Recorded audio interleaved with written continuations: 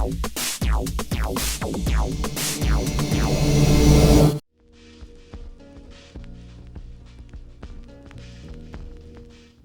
back to In the Can here at Sundance. We are talking with two very fine actors from the movie The Details, Ray Liotta and Dennis Haysbert. Welcome.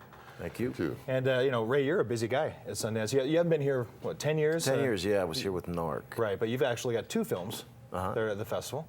We'll only talk about one right now, if that's all right with you, The Details, because Dennis happens to also be in that film as well.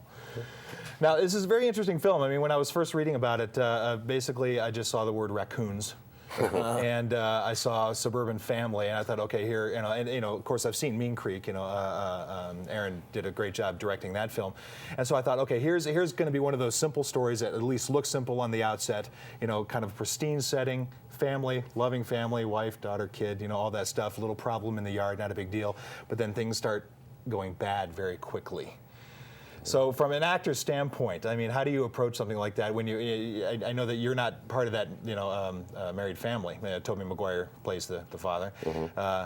But as neighbors, so to speak, what did you bring to that story? What did I bring to it? Well, first of all, I wasn't even a neighbor. My character is Lincoln, and he plays pickup basketball with Toby's character at a gym at a Y, and we're kind of gym rat friends, and I'm totally apart from the world that he lives in with Ray and others. So after I read the script, I just took the script apart and just put our scenes together so I wouldn't be influenced by the things that were happening in their world. And as far as I was concerned, the world we lived in together, he was a saint. But Ray, you were actually the neighbor, and you're actually a little more integrally involved with these characters. Yeah, I'm married to Kerry Washington, who he went to medical school with, and they end up having an affair together, and it just doesn't make me too happy, so I make some moves about it. Now, a story like this, as you read the story itself, understanding that it's kind of a story within a story within a story. I mean, your scenes obviously were a little different than the scenes that maybe have been the focus of the film. But how do you approach a story like this and make it make sense for you in the overall scheme of the picture? I mean, you did mention that you did want to kind of set it apart a little bit from, you didn't want to know so much about what was going on in the house. Right, and I didn't. I mean, and I think if this was really a life tale, you wouldn't know, except for what he wanted to confide, in me.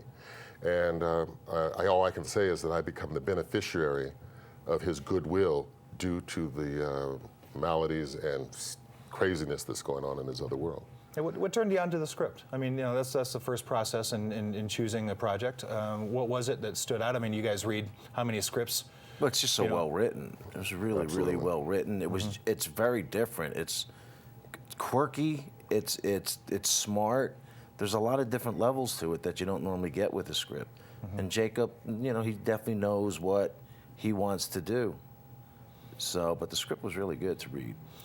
What was it like working with him? I mean, did you feel like you, well, first of all, he's one of those directors that gives a lot of trust to his actors. I know that. Absolutely. He allows you to kind of explore and create on your own. What was that process like? Was it what you expected? Was it, as an actor, how do you feel about your process with him?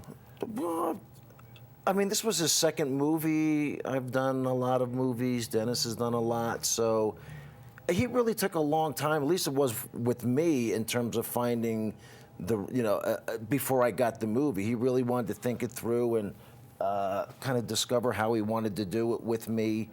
So it was good. He was great. He just kind of, and once he cast you, he kind of just left you alone.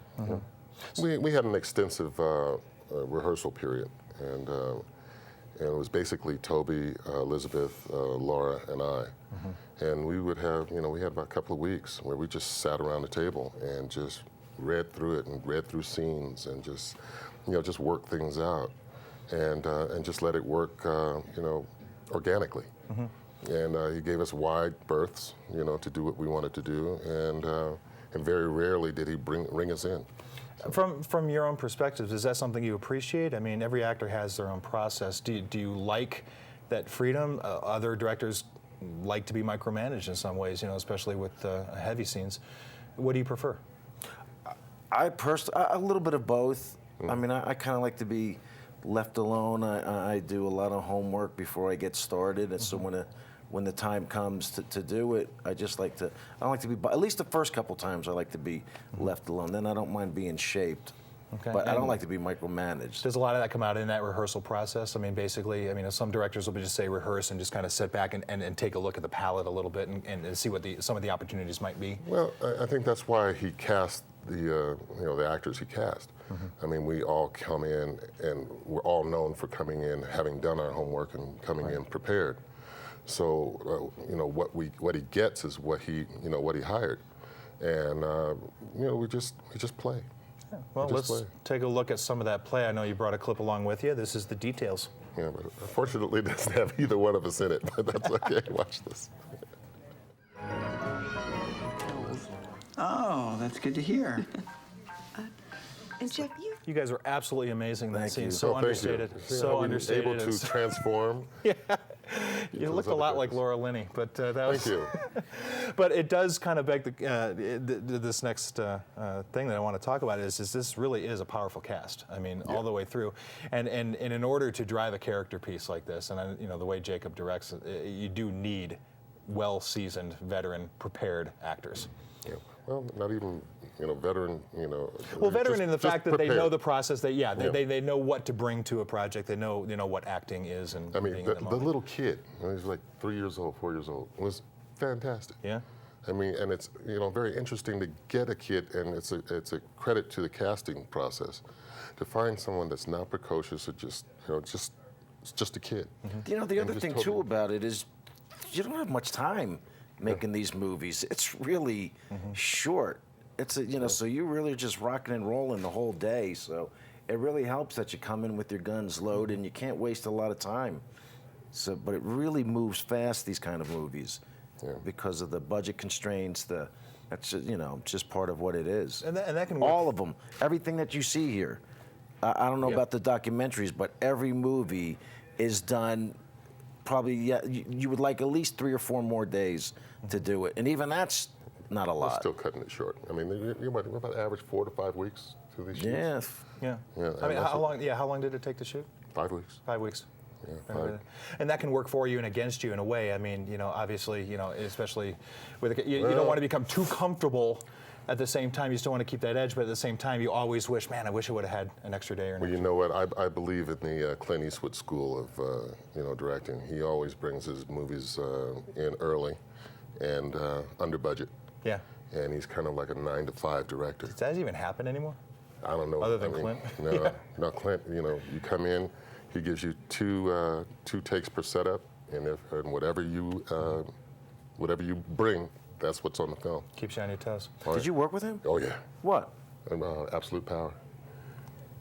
It was with Gene Hackman, right? Ray is duly impressed. Right. Well, we got the details this week. Good luck with the film, and hopefully you have a good week. You're going to stay a little while. Hopefully have some fun Son of No One, the closing night. That's right. With Al Pacino and Channing Tatum, Katie Holmes. And we'll see you at the awards ceremony, too. Yeah. Okay, good. Well, Ray Liotta and Dennis Haysbert with the details. We'll be back more with the director of Grab, Billy Luther, after this. Stay tuned.